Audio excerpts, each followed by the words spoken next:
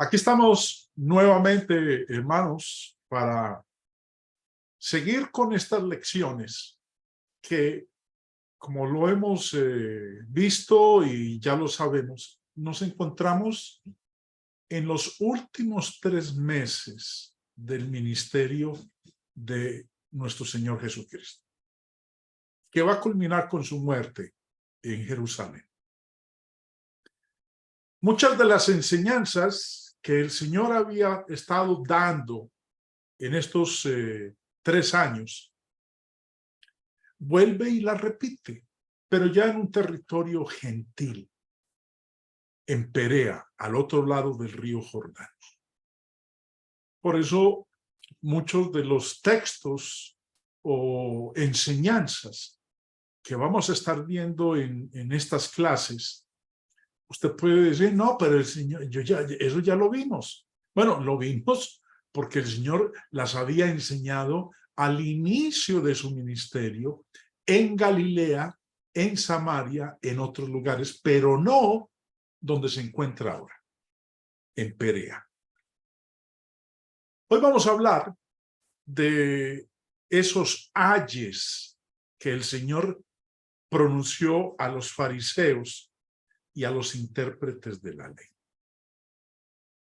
Una de las primeras cosas que el Señor les dice es que ellos despreciaban la justicia y el amor de Dios. Vamos a empezar leyendo el versículo 37, donde nos dice: luego que hubo hablado, le rogó un fariseo que comience con él. Y entrando Jesús en la casa, se sentó a la mesa. Hay diferentes opiniones con respecto a este fariseo que invitó al Señor a su casa. Diferentes opiniones con respecto al propósito de esa invitación. Algunos creen que solo era un fariseo con una disposición amistosa hacia el Señor y simplemente quería tenerlo como invitado en una comida. Otros son del pensar y la contundencia de la respuesta del Señor parece probarlo. Lo vamos a ver en un momento. Estos otros sostienen que la invitación de este fariseo fue un intento de sacar a Jesús de la multitud y enredarlo en una nueva discusión. Ahora, como nos dice aquí el versículo 37, Jesús aceptó la invitación y se sentó a comer. Verso 38. El fariseo, cuando lo vio, se extrañó de que no se hubiese lavado antes de comer. Este fariseo se asombró cuando vio y se extrañó de que no se hubiese lavado las manos. Marcos capítulo 7 nos amplía un poco más cuál era esa cuestión, ese asunto de los fariseos con respecto a lavarse las manos antes de comer. Dice: porque los fariseos y todos los judíos, aferrándose a la tradición de los ancianos, si muchas veces no se lavan las manos, no comen. Y volviendo de la plaza, si no se lavan, no comen. Y otras muchas cosas hay que tomaron para guardar, como los lavamientos de los vasos de beber y de los jarros y de los utensilios de metal y de los lechos. Antes de continuar con la lectura, recuerden lo que nos dice empezando el verso 3. Aferrándose a la tradición de los ancianos, no a la ley de Dios, sino a una tradición de hombres. Es importante que tengamos eso en cuenta. Bueno, sigamos con la lectura. Le preguntaron pues los fariseos y los escribas: ¿por qué tus discípulos no andan conforme a la tradición de los ancianos, sino que comen pan con manos inmundas? Lo bueno, hermanos, es que aquí Marcos nos enfatiza que era esto de lavarse las manos antes de comer, era una tradición de los ancianos, no era mandamiento de Dios. Respondiendo él les dijo: hipócritas, bien profetizó de vosotros Isaías, como está escrito: este pueblo de labios me honra, mas su corazón está lejos de mí. Pues en vano me honran, enseñando como doctrinas mandamientos de hombres. Porque dejando el mandamiento de Dios, os aferráis a la tradición de los hombres. ¿Cuáles tradiciones? Los lavamientos de los jarros y de los vasos de beber, y hacéis otras muchas cosas semejantes. Esto no era un asunto de higiene, ni nunca fue mandado en la ley de Moisés. Moisés nunca mandó como mandamiento de Dios que uno tenía que lavarse las manos antes de comer los alimentos. Obviamente es saludable, lo hacemos la mayoría de nosotros, pero no es un requisito para la salvación, no es un mandamiento de Dios, es una tradición de los hombres, pero muchos convierten las tradiciones en mandamientos. Se trataba, según ellos, los fariseos, cuando éste vio que el Señor no se lavó las manos antes de comer, consideró que se había profanado una ceremonia, pero una ceremonia impuesta por la tradición de los rabinos. Acabamos de leer aquí en esta porción de Marcos, pues viene en detalle ese asunto. Este fariseo se extrañó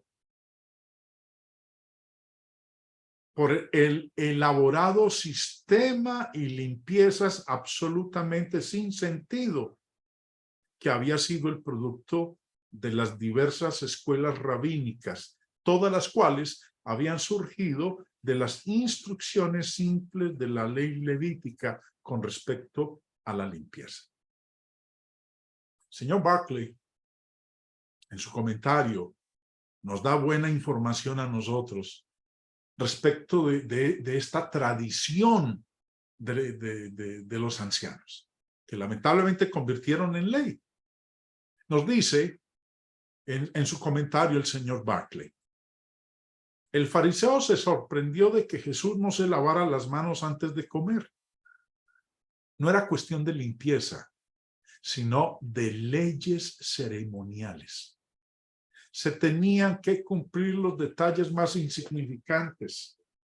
Se tenían grandes vasijas de agua, especialmente para ese fin, porque el agua ordinaria podía estar contaminada. Había que usar por lo menos la cuarta parte de un log, es decir, lo suficiente para llenar una cáscara de huevo y media. Esa era la medida de un log. Se sacaba del huevo el contenido y lo que cupiera en la cáscara de huevo y media de agua, eso era un log. Pero sigamos. Primero había que verter el agua en la mano, empezando por la punta de los dedos, de forma que corriera hasta la muñeca. Luego había que limpiar cada palma, restregándola con el puño de la otra mano. Y por último, se vertía el agua en la mano otra vez. Esta empezando por la muñeca para que corriera hasta la punta de los dedos. Para el fariseo, el omitir el más mínimo de estos detalles era pecado.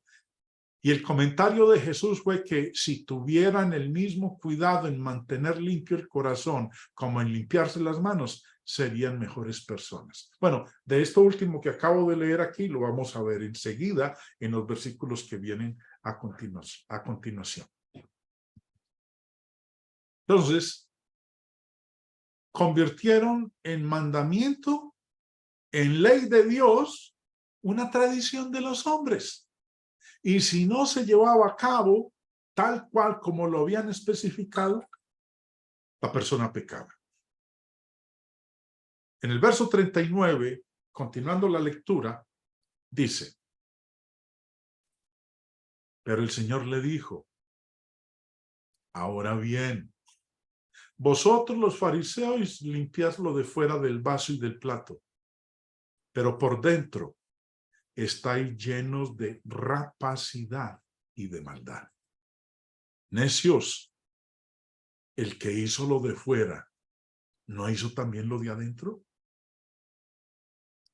Recordemos que el Señor Jesús en este momento es un invitado en la casa de este fariseo. Y Jesús habló claramente en condenación de la tradición que impedía que los fariseos en general aceptaran la verdad. La respuesta del Señor llegó al centro del asunto, que era la hipocresía. Primero debían trabajar en su corazón. Los fariseos parecían piadosos por fuera cuando practicaban estas tradiciones de lavado, pero en realidad estaban llenos de extorsión y de maldad. Te podrás recordar, hermanos, que varias de las cosas que hemos estado leyendo aquí en Lucas 11, se registran en Mateo capítulo 23. Ahí hay una serie de ayes de parte del Señor. Pero hay diferencias sutiles que muestran que los comentarios se hicieron en diferentes ocasiones. Lo de Mateo 23 fue durante el inicio del ministerio de nuestro Señor. Lo que estamos leyendo aquí en Lucas es ya al final del ministerio de nuestro Señor. Los fariseos tenían muchos actos ceremoniales externos que realizaban, presentando una muestra de humildad bastante impresionante para todos los que lo veían. Pero el Señor los acusó de que limpiaban el exterior, pero descuidaban el interior. Si bien mostraban signos externos de piedad y de caridad, actuaban por motivos equivocados. Les dice en el versículo 41, pero dad limosna de lo que tenéis, y entonces todo os será limpio. Quiero que le presten bastante atención a este versículo para que entendamos qué es lo que el Señor quiso decir en este verso 41. Si sus corazones fueran puros, ayudarían a los pobres y honrarían a sus padres en lugar de poner excusas hipócritas para negarse a ellos. Vuélvelo a lo que dice el verso 41.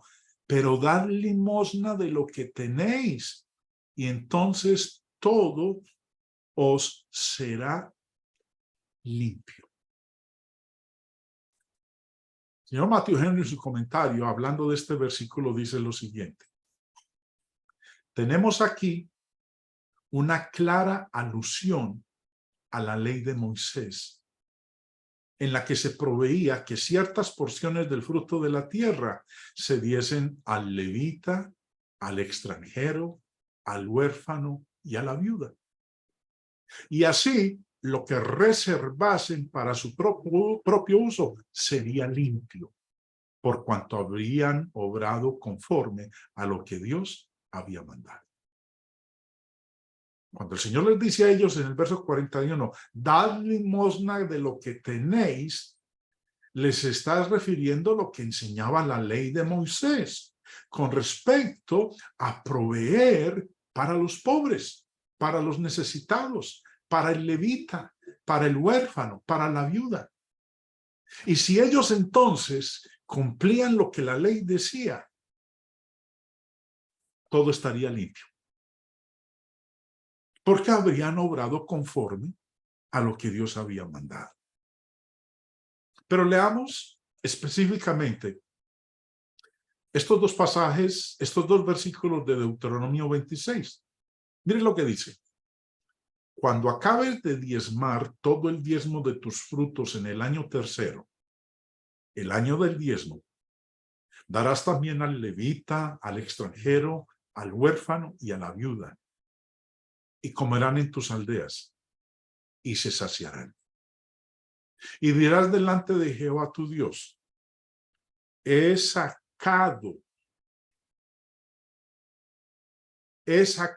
lo consagrado de mi casa, y también lo he dado al levita, al extranjero, al huérfano y a la viuda, conforme a todo lo que me has mandado. No he transgredido tus mandamientos, ni me he olvidado de ellos. Cuando el judío obraba tal cual como Dios lo había mandado, dando limosna de lo que tenía, entonces todo sería limpio. Es decir, lo que había dentro de los platos, que es de lo que se habló antes. Es más, volvámoslo a leer. Dice, pero el Señor le dijo, ahora bien, vosotros los fariseos limpiáis lo de fuera del vaso y del plato, pero por dentro estáis llenos de rapacidad y de maldad. Necios, el que hizo lo de fuera no hizo también lo de adentro. Pero dad limosna de lo que tenéis y entonces todo os será limpio. Lo que había dentro de los platos, que es de lo que el Señor había venido hablando, o lo que había dentro de sus casas, o en su poder, o lo que tenían a la mano. El Señor les había dicho en el verso 39 que dejaran la rapacidad y la maldad. En lugar de despojar a los pobres con excusas, con inicuas exacciones, que les dieran más bien limosna de todo lo que poseían. Y cuando una parte de todo lo que tenían, que había sido consagrado a Dios para el uso de los pobres, entonces todo lo que quedaba sería limpio para ellos. Tendrían la bendición de Dios en su cesta y en su almacén, y todo sería santificado. Si ellos obraban acorde a lo que decía Deuteronomio, proveyendo, ayudando a los necesitados, a las viudas, a los huérfanos, dando lo que había que dar para el sostenimiento de los levitas. Entonces, cuando ellos daban eso, lo que les quedaba era limpio. Pero tenían que, para poder conseguir eso, dejar de ser lobos rapaces, dejar de escudarse o presentar excusas para no suministrarles a los necesitados lo que ellos requerían.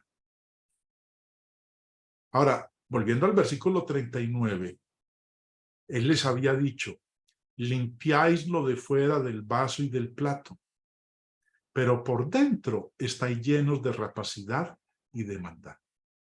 Sí, ustedes se muestran muy justos, ustedes se muestran muy limpios, pero no, señores, eso es totalmente equivocado, porque ustedes están llenos de rapacidad y de maldad. Mientras no provean para los necesitados, ustedes podrán mostrarse limpios por fuera, pero por dentro están llenos de rapacidad y de maldad. Ahora, el Señor Jesús pronunció ayes sobre los fariseos por varias razones. Verso 42. Mas ay de vosotros, fariseos, que diezmáis la menta y la ruda y toda hortaliza, y pasáis por alto la justicia y el amor de Dios. Esto os era necesario hacer, sin dejar de hacer aquello.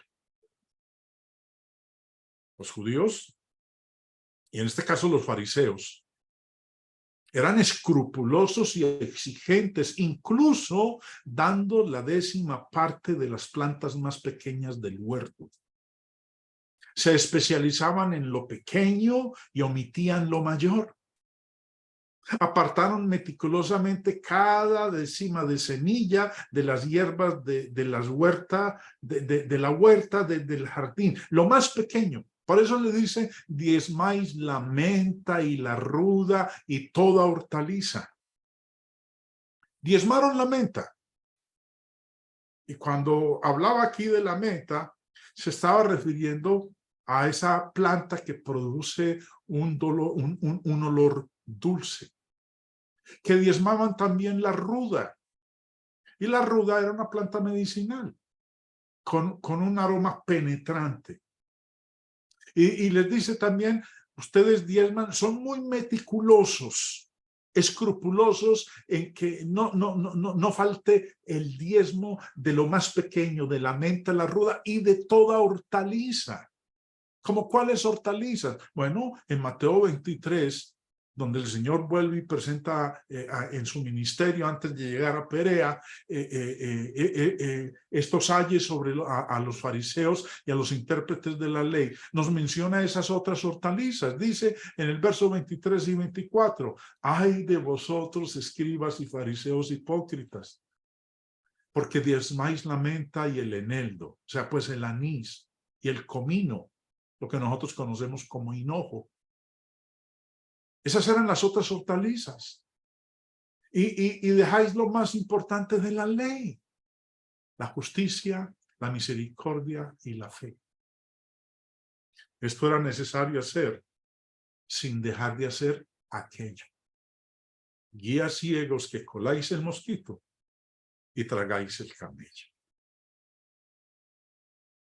Ellos eran bien meticulosos en que lo más pequeño se diezmara, que no se descuidara bajo ninguna circunstancia, que se diezmara la menta, la ruda, toda hortaliza, cosas pequeñas, pero dejaban a un lado y se excusaban con lo que era más importante de la ley: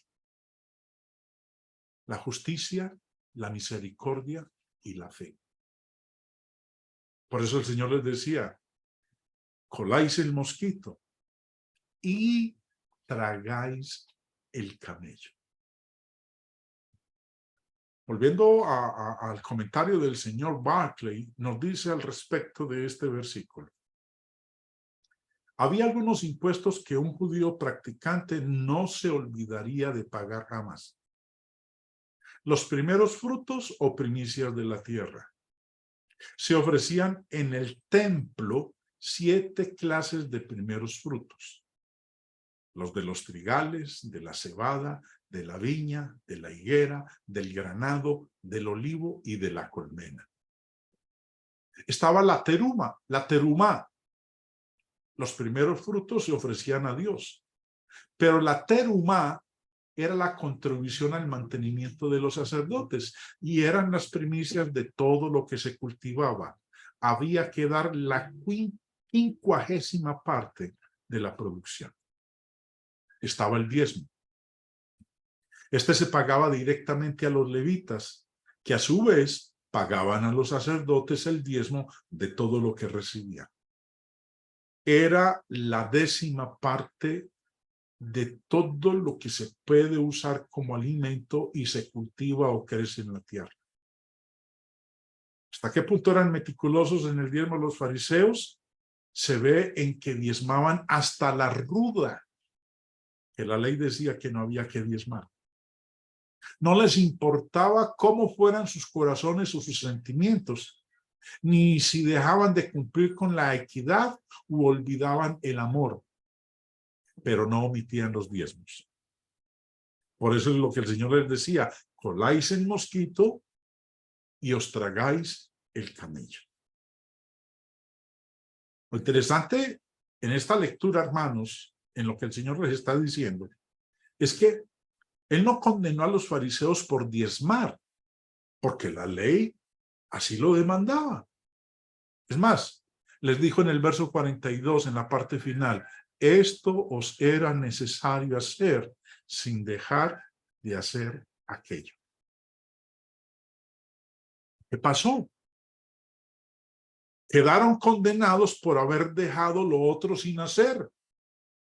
El Señor dijo, esto os era necesario hacer sin dejar de hacer aquello.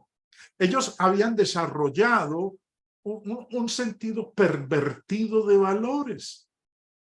Su énfasis farisaico en lo externo se había convertido en un señuelo que encubría el descuido de la justicia y de la caridad.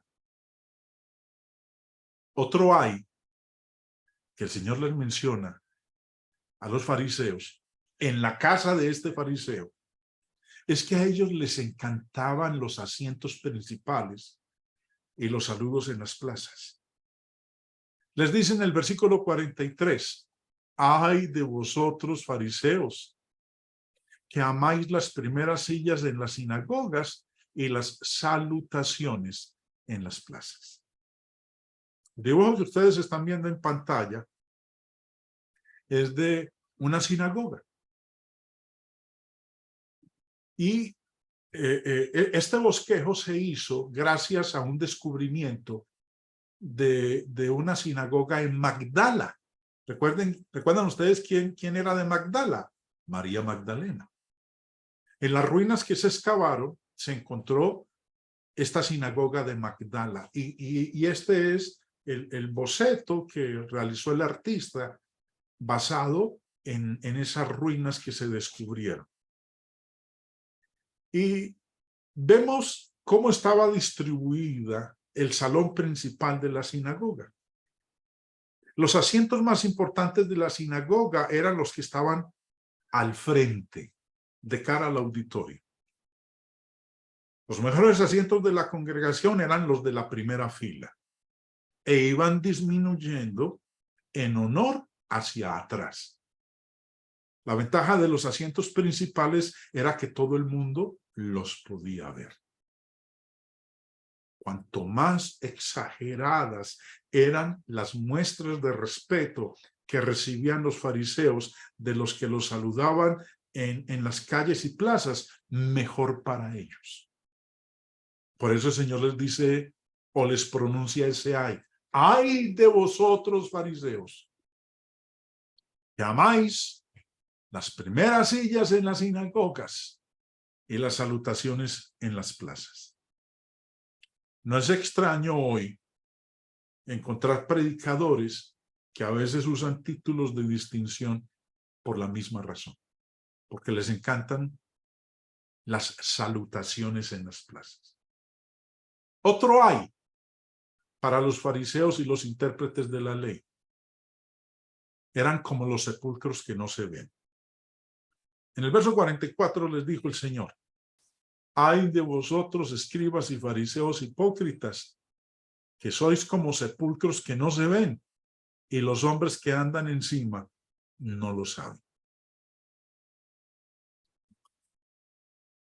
Para nosotros es importante conocer un poquito la historia, porque si no la tenemos presente o no la investigamos, a veces leer versículos como este se torna un poco difícil el entender el sentido de lo que el Señor está pronunciando. Él les dice, sois como sepulcros que no se ven, y los hombres que andan encima no lo saben. Señor Barclay, me gustan mucho sus comentarios porque son dentro de un contexto histórico, cómo eran las costumbres. Dice, el detalle del versículo 44, este que acabamos de leer, está en que en Números 19:16 se establece que cualquiera que tocare sobre la faz del campo una tumba, 7 días será inmundo.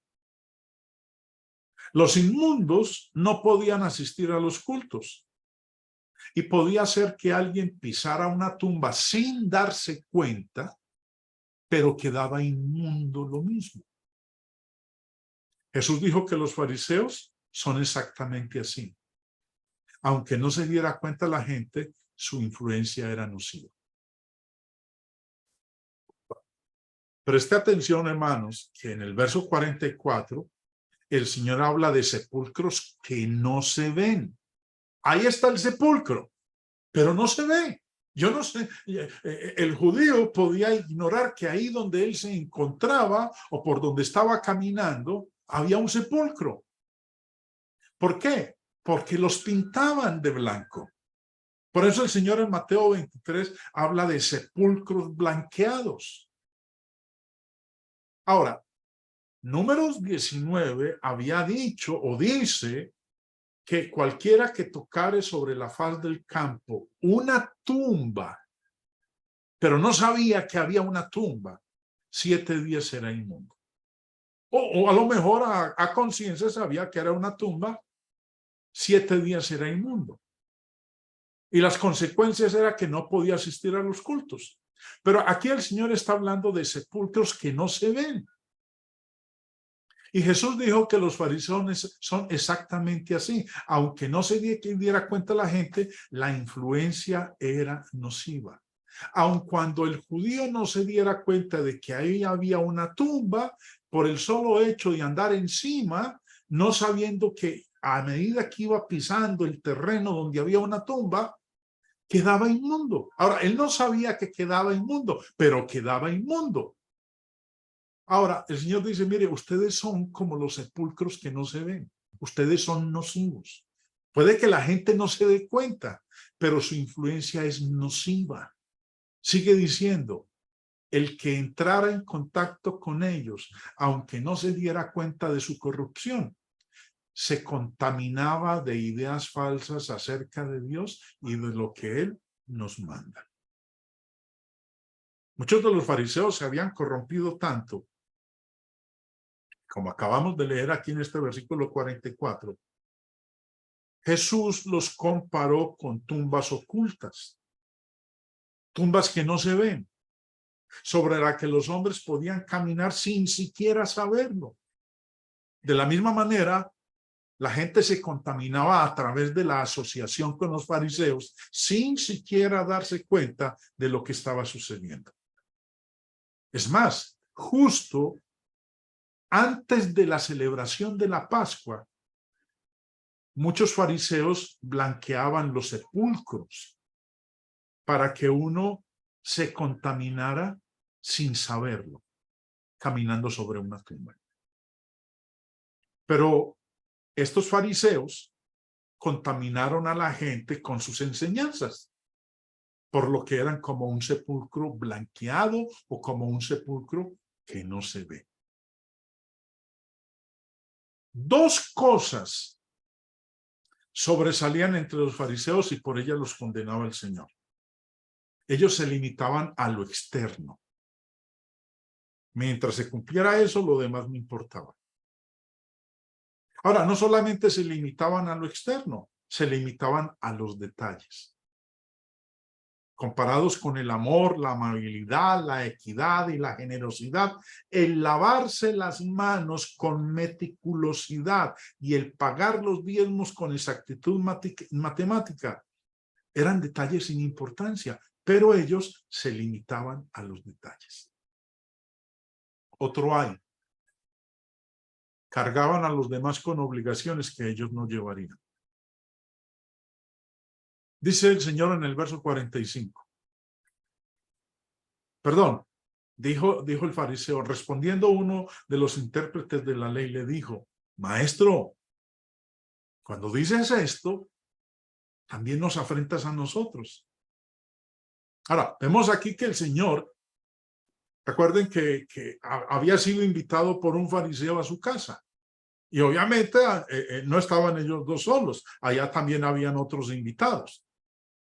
Obviamente vemos entonces que habían intérpretes de la ley. Y también se dirigió a los intérpretes de la ley que no eran todos miembros de los fariseos.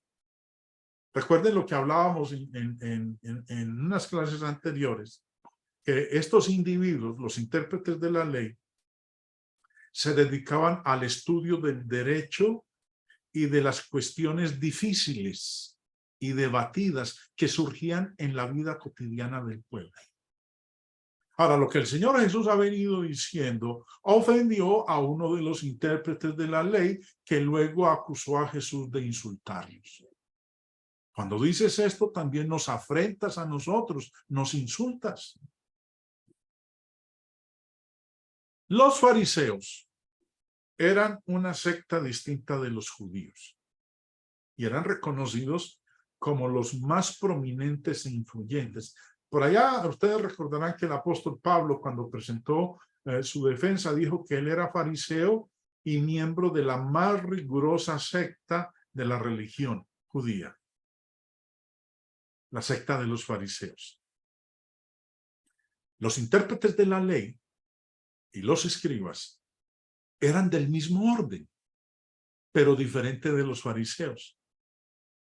A menudo se asociaban con los fariseos.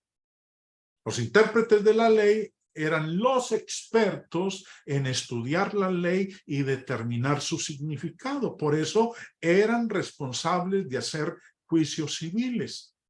Vestían túnicas largas y buscaban la adoración pública, la exaltación pública, las salutaciones en las plazas. El Señor, cuando este intérprete le dice, Señor, con lo que estás diciendo, usted a nosotros nos está insultando. Y el Señor le dice en el verso siguiente, ay de vosotros también, intérpretes de la ley, porque cargáis a los hombres con cargas que no pueden llevar, pero vosotros ni con un dedo las tocáis. Jesús respondió acusándolos de usar la ley como una vara para castigar a la gente, en lugar de interpretarla como un regalo de Dios. Estos intérpretes de la ley se hicieron culpables al imponer reglas estrictas que incluso ellos no cumplirían, pero encontrarían una manera de excusarse. Eran culpables de hacer la ley más difícil de lo que Dios pretendía que fuera con sus interpretaciones. Regulaban todo con una regla hecha por el hombre, pero lograban eximirse de las cargas que imponían al pueblo. Hoy en día sucede lo mismo. Encontramos en las iglesias locales hermanos que imponen cargas.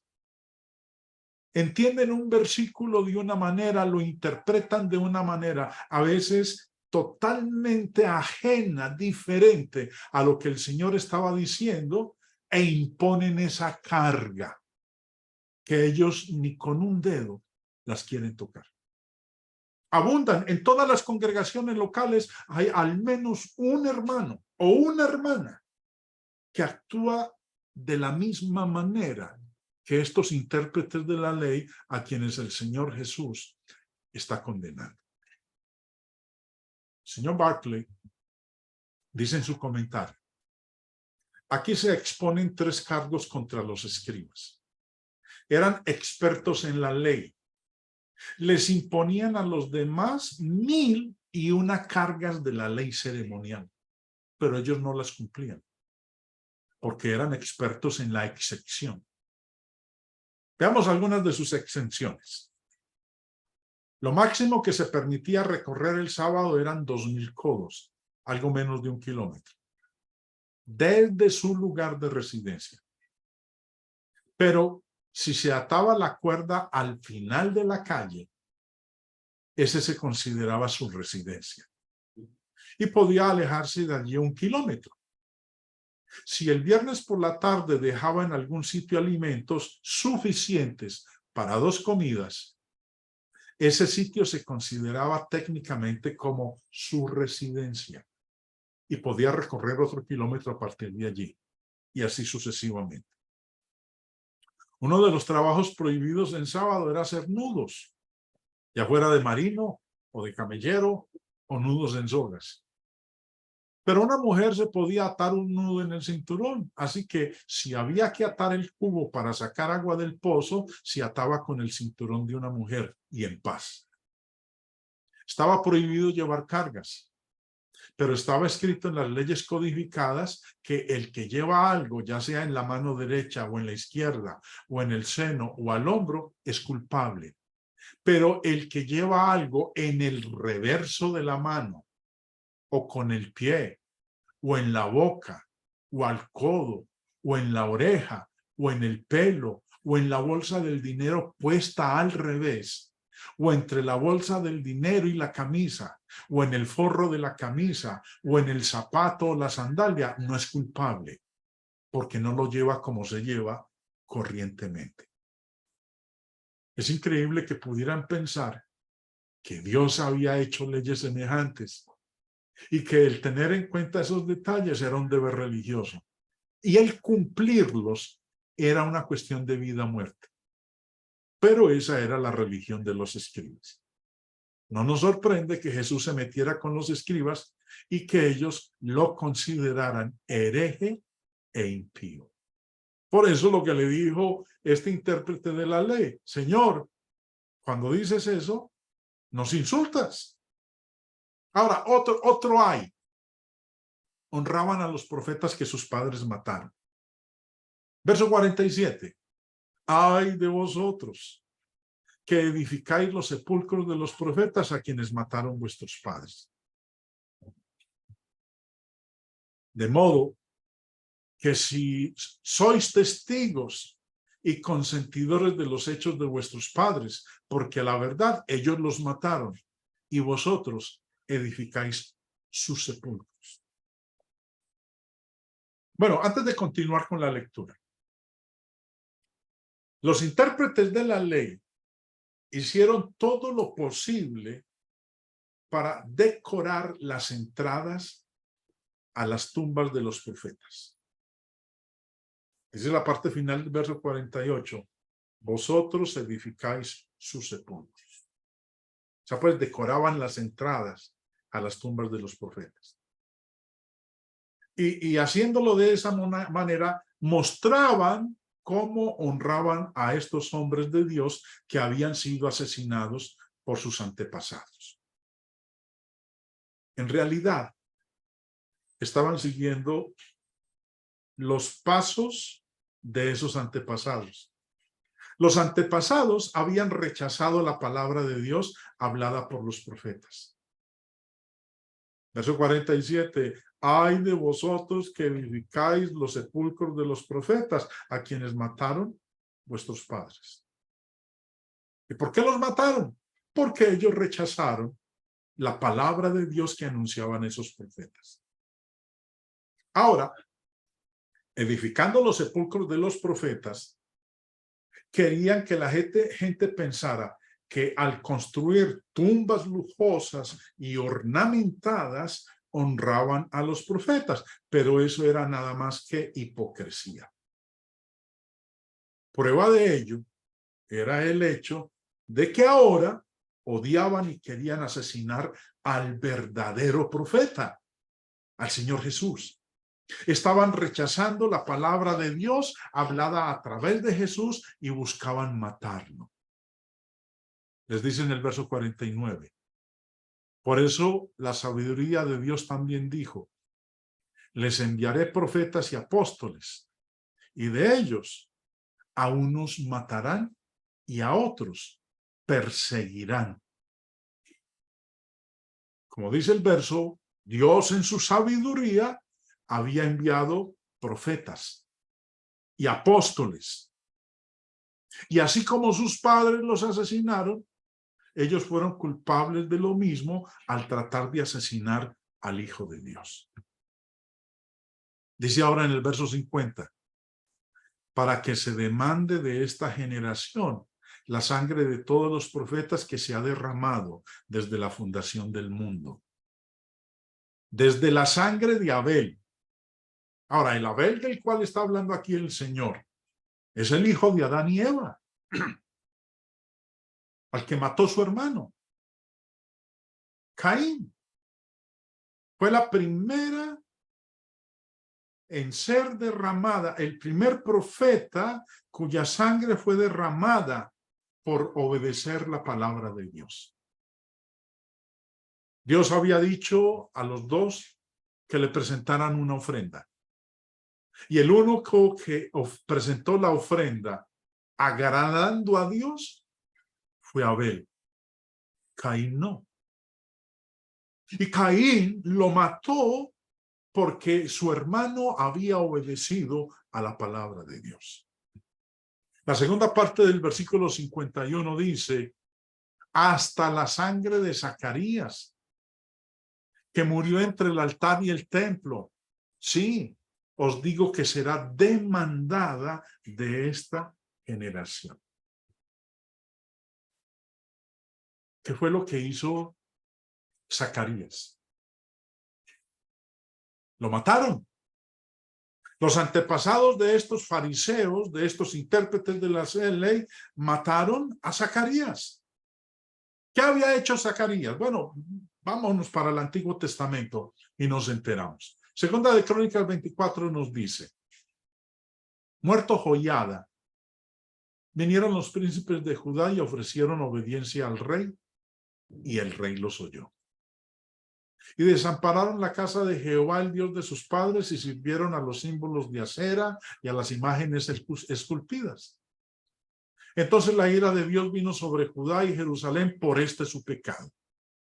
Y les envió profetas para que los volviesen a Jehová, los cuales les amonestaron, mas ellos no los escucharon.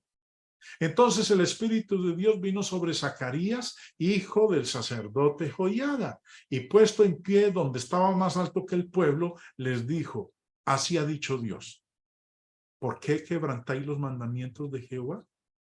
No os vendrá bien por ello, porque por haber dejado a Jehová, él también os abandonará.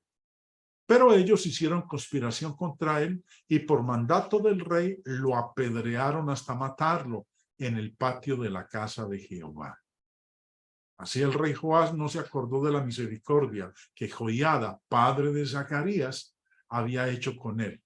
Antes mató a su hijo, quien dijo al morir, Jehová lo vea y lo demande. A eso está haciendo referencia nuestro Señor Jesús aquí. Sus antepasados mataron a los profetas, pero se quieren justificar construyendo los sepulcros de ellos, adornándolos, poniéndolos bien espectaculares, bien llamativos, y ustedes creen que con eso están honrando a los profetas que sus padres mataron. Dice la parte final del verso 51. Os digo que será demandada de esta generación. ¿Por qué se iba a demandar de esa generación la sangre de todos los profetas? Porque el rechazar a Cristo era como el colmo o clímax del rechazamiento de los que fueron enviados por Dios para la salvación de su pueblo. Decir desde Abel hasta Zacarías, es decir, desde el primero hasta el último. Los judíos, al rechazar a Jesús, perpetuaban la práctica de sus antepasados de rechazar a los mensajeros de Dios. Si ellos hubieran aceptado a Jesús, habrían evitado este juicio. Es decir, la sangre derramada por sus antepasados no se habría demandado de ellos. Sin embargo, ellos no solamente persistían en la misma práctica de sus padres, sino que hicieron peor que todos, persiguiendo y matando al Hijo de Dios. Así pues, estos judíos mostraban su aprobación de la muerte de los profetas al perseguir y matar al Señor Jesús. La declaración del Señor de Abel hasta Zacarías incluía a todos los mártires del Antiguo Testamento. Todos habían estado esperando lo que esa generación continuaba rechazando. La llave que abriría la puerta del conocimiento era Cristo.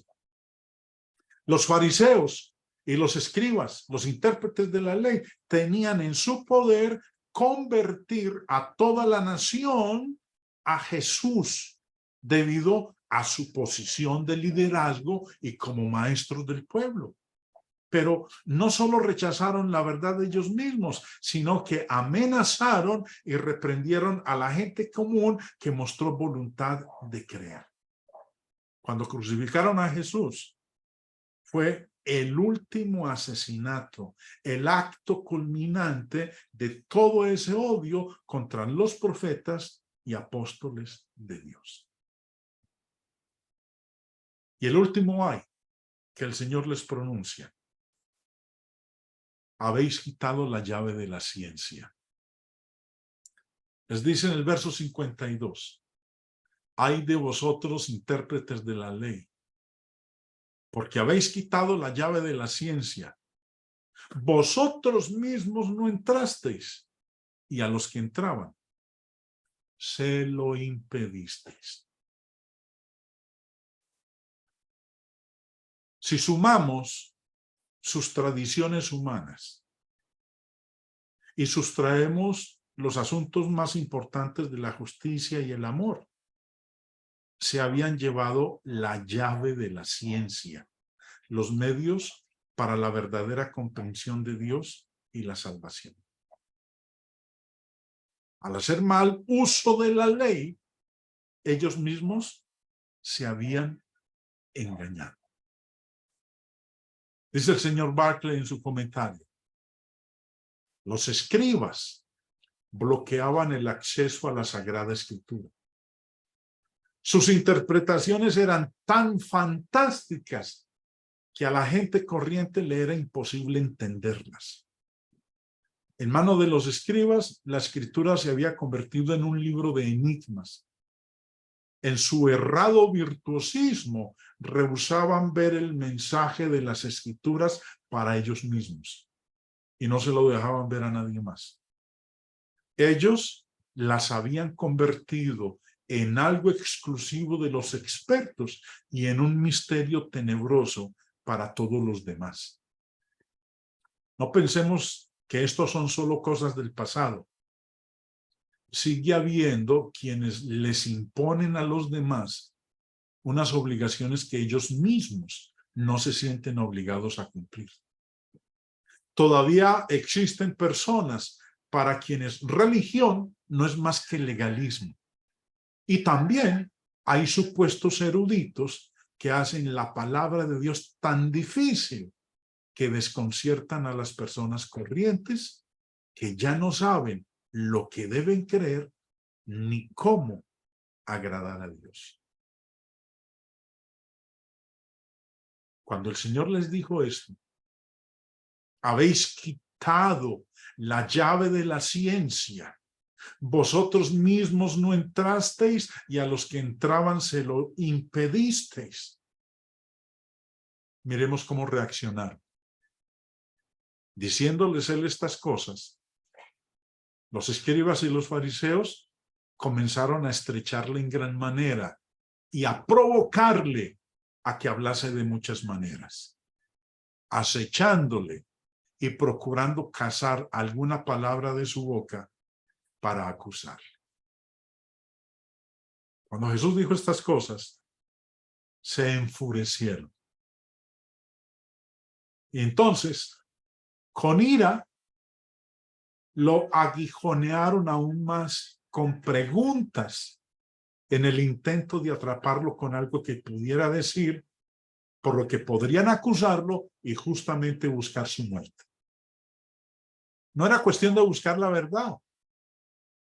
Estaban conspirando contra él para sorprenderlo en algo que él pudiera decir. Vemos entonces, mis hermanos, que durante estos 3 años de ministerio, entra ahorita a la parte final, a los últimos 3 meses, todo este ministerio de nuestro Señor fue el de una lucha constante con los fariseos y con los intérpretes de la ley. Pero eso no fue solamente desde entonces. Hoy en día, nosotros seguimos teniendo la misma lucha con esos fariseos e intérpretes de la ley que no solo existen en el mundo religioso, sino que también los encontramos en la iglesia del Señor.